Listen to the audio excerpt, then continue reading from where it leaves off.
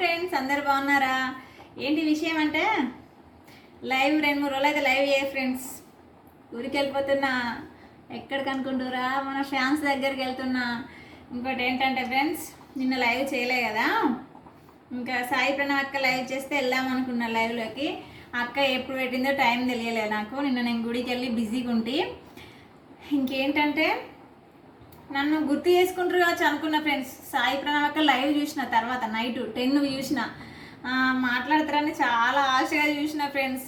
చుక్క ప్రభాకర్ కానీ, ఇంకా మణిచంద్ కానీ, సాయి ప్రణవ్ అక్క కానీ రాలేదు, సువర్ణ రాలేదు, ఫీల్ అవుతాను అన్నది. కానీ మరి ఎందుకు రాలేదో ఏంటో అనేది ఏం అడగలే. సాయి ప్రణవ్ అక్క అడిగిందని ఇద్దరు అయితే అడగలే. నా కొడుకు అడగలే, మా ఫ్రెండ్ అడగలే.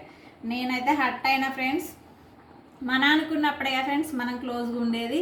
వాళ్ళైతే నన్ను గుర్తు చేయాలి అంటే నా మీద ప్రేమ లేదు వాళ్ళకు, అంతే కదా ఫ్రెండ్స్.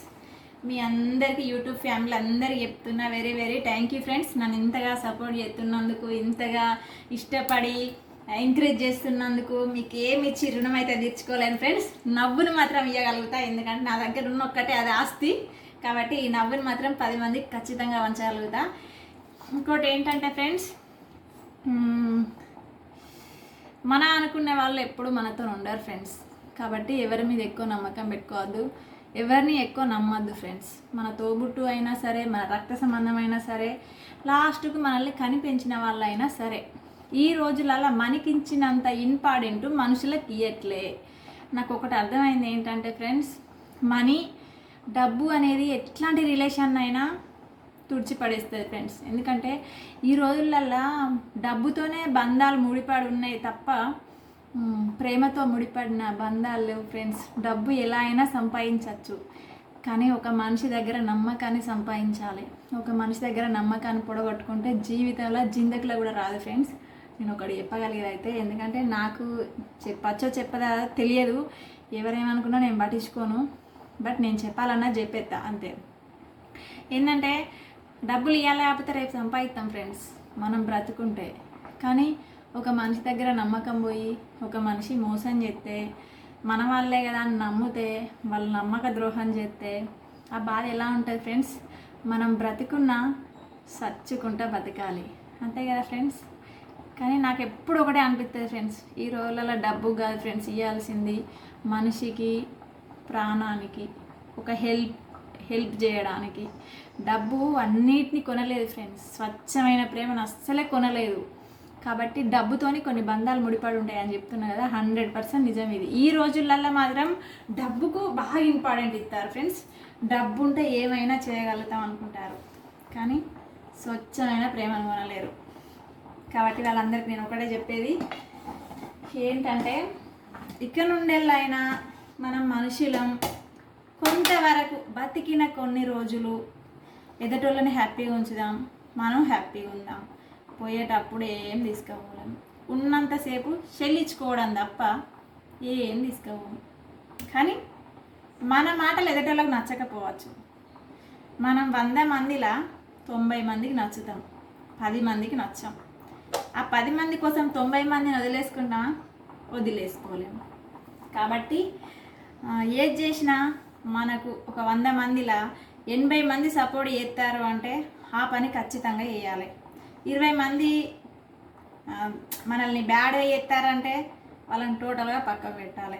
నేను యూట్యూబ్ చేసిన వాళ్ళందరికీ చెప్తాను, లేడీస్ అందరికీ, మీకు కావాల్సింది భర్త సపోర్టు, మీకు కావాల్సింది మీ ఇంట్లో సపోర్ట్ అంతే. లోకం కాకులు అవి వాగుతూనే ఉంటాయి, నరం లేని 4 అంటారు కదా, ఇది అంతే ఫ్రెండ్స్. ఇష్టం వచ్చింది వాగుతూనే ఉంటుంది. భర్త లేనామని చూడండి, ఎంత పవిత్రంగా ఎంత సత్యంగా ఉన్నా కూడా ఏదో ఒక పని మీద బయటికి వెళ్తే దాన్ని 100 మాటలు అంటారు. ఏ ఫ్రెండ్స్, మొగడున్న తప్పు ఇవ్వాలంటే చేయదా, దాన్ని ఇవ్వడన్నాడు. కాబట్టి మగవాళ్ళైనా లేడీస్ అయినా నేను అందరికి చెప్పేది ఒకటే, ఆడి తప్పు ఇవ్వాలంటే నిమిషం పట్టది, కానీ ఒక భర్త ఇచ్చిన నమ్మకాన్ని నిలబెట్టుకోవడానికి 100% చూస్తుంది ఆడది. ఎందుకంటే దానికి ఏం అవసరం ఫ్రెండ్స్, అన్నీ మంచిగా ఉన్నాక అంత బాగున్నాక అది పోవాల్సిన అవసరం ఏంటి ఫ్రెండ్స్? అట్లా పోవడానికి కారణం ఎవరు ఫ్రెండ్స్? భర్తే కదా. తాగి చచ్చిపోతారు. అప్పుడు భార్య ఏం చేయాలి ఫ్రెండ్స్? కష్టపడి పిల్లల్ని చదవాలి. మరి నీ సావుకు నువ్వు వెళ్ళిపోయినావురా భయ్, కానీ ఉన్న నీ భార్యకు పిల్లలకు కష్టం పెట్టినావు కదరా, అది ఎందుకు గుర్తుకు రాదురా నీకు? తాగి మోజులా నువ్వు చచ్చిపోతే నీ తల్లికి దూరం అయినావు, నీ భార్య బిడ్డలకు దూరం అయినావు. అది నీకు ఎందుకు అర్థం అవ్వట్లేదురా? దయచేసి అన్నలకి ఒకటే చెప్పేది, ప్లీజ్ అన్న తాగకండి, మీ ఆరోగ్యాన్ని పాడు చేసుకోకండి. ఒకటి, మీ మీద మీ కుటుంబం ఆధారపడి ఉన్నది, మీ పిల్లలు ఆధారపడి ఉన్నారు అని మీరు ఆలోచించి తాగుడు బంద్ చేయండి. తాగండి, నెలకు ఒక్కసారో 2 మంత్స్కి ఒకసారో ఏదన్నా పండగలకు ఒకసారో తాగండి. ఓకే, తాగడం వద్దని ఎవరు చెప్పరు. కాబట్టి మన ఆరోగ్యాన్ని చూసుకుంటూ కూడా తాగండి. రోజు తాగితే 500 కూలి పని చేస్తారండి. కూలి పని చేసేటోళ్ళు 500 వస్తాయి. 500 తట్టే తాగేస్తావు. ఇంటికి భార్య పిల్లలకి ఏం తీసుకొస్తావు? ఎప్పుడు నువ్వు భార్య బిడ్డలు ఏమనుకుంటారు, మా డాడీ ఏం తెస్తాడో, మా అమ్మ ఏం తెస్తుందో అని పిల్లలు ఎదురు చూస్తారు. వాళ్ళకి ఏం తెలియదు కదా పిల్లలకు. కాబట్టి ప్రతి ఒక్క అన్నకు చెప్తున్నా, ఉన్న వాళ్ళైనా లేని వాళ్ళైనా ఎవరైనా, మనం ఉన్నది లేదని కాదు, ఎంతలంతే చదువుకొని బతుకుతూనే జీవితం సాగిపోతుంది. కాబట్టి కోట్లు లక్షలు ఉంటే సంతోషం ఉండదు ఫ్రెండ్స్. అర్థం చేసుకునే భర్త ఉంటే అదే కోట్ల ఆస్తి. నాకు తెలిసినంత వరకు అదే ఫ్రెండ్స్. ఎందుకంటే కోట్లున్నా కూడా మనశ్శాంతి లేకపోతే అది వేస్ట్ ఫ్రెండ్స్. నా దృష్టిలో అయితే వేస్టే. కాబట్టి డబ్బే సంతోషానికి కారణం అని నేను చెప్పాను. డబ్బు కొన్నిటికి కారణం. కానీ మనం మనిషిని బ్రతికి హ్యాపీగా ఉండాలంటే మనిషికి కావాల్సింది హ్యాపీనెస్. మనం ఎంత హ్యాపీగా ఉంటే అంత ఆరోగ్యంగా ఉండగలుగుతాం. కాబట్టి ఇంకేంటంటే చాలామంది తాగుడుకు, ఇంట్లో భార్య ఉండగా వేరే టామతోనే ఫేర్ పెట్టుకోవడం, ఇలా చేయడం వల్ల ఎప్పటికైనా బజార్దే ఫ్రెండ్స్. ఇంట్లోవే. బజార్ది నీ దగ్గర ఉన్న డబ్బుని ఆశించుతుంది, 5 నిమిషాల సుఖాన్ని ఆశించుతుంది. కానీ నీ భార్య నీ మంచి బాగోలు చూసుకుంటుంది, నువ్వే సర్వస్వం అనుకొని బతుకుతుంది. నీకు హెల్త్ బాగాలేకపోయి 10 రోజులు హాస్పిటల్లో అంటే నా భర్త నీకు సేవలు చేస్తుంది, 10 రోజులు పక్కకు ఉండి సేవలు చేస్తుంది. అదే ఉంచుకున్నది వచ్చి చేస్తుందా?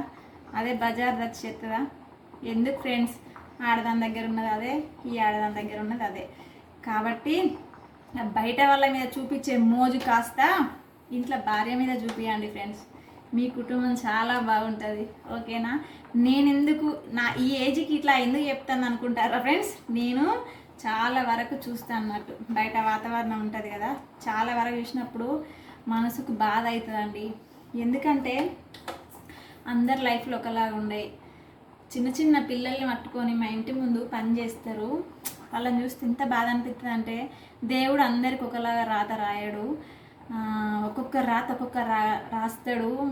చిన్న పిల్లల్ని పట్టుకొని కంకర పని, ఇండ్లు కడతారు కదా, ఆ పని చేస్తే ఎండకు పిల్లలు ఆ చిన్న మెట్లు ఎక్కుతారు. వాళ్ళు ఎంత బుడ్డ పిల్లలు ఉంటారు, 3-4 సంవత్సరాలు ఉంటాయి. ఎక్కితే అంత హైట్ ఉండాలి, పడితే ఇలా పిల్లలు ప్రాణాలు పోతాయి కదా అనిపిస్తుంది. కానీ వాళ్ళకి దేవుడే దిక్కు అని అంటారు కదా. కాబట్టి అనిపిస్తున్నా మీ మీద ఒక కుటుంబం ఆధారపడి ఉంది. ఇది ఎందురా విధవసో చెప్తాను అనుకున్నా మంచిదే అన్న. నేను ఒకటే, అందరు మంచిగా ఉండానే కోరుకుంటుందని, నేను ఎవరిని గించపరచాలని కాదు, ఎవరిని బాధ పెట్టాలని కాదు, ఎవరికి సొల్యూషన్ చెప్పాలని కాదు, ఎవరిని గించపరచాలని కూడా కాదు. ఎందుకంటే ఈ రోజులలో చాలామంది చెడిపోయే వాళ్ళే ఉన్నారన్న. కాబట్టి చెప్తున్నా, నేను ఒక మీ చెల్లిని, మీ ఇంటి తోబుట్టుని అనుకొని కొంతమంది అయినా ఈ వీడియో చూసి అర్థం చేసుకొని భార్యను మంచిగా చూసుకుంటారని మనస్ఫూర్తిగా కోరుకుంటున్నా. నేను మీ చెల్లిని. బాయ్ అన్నలు.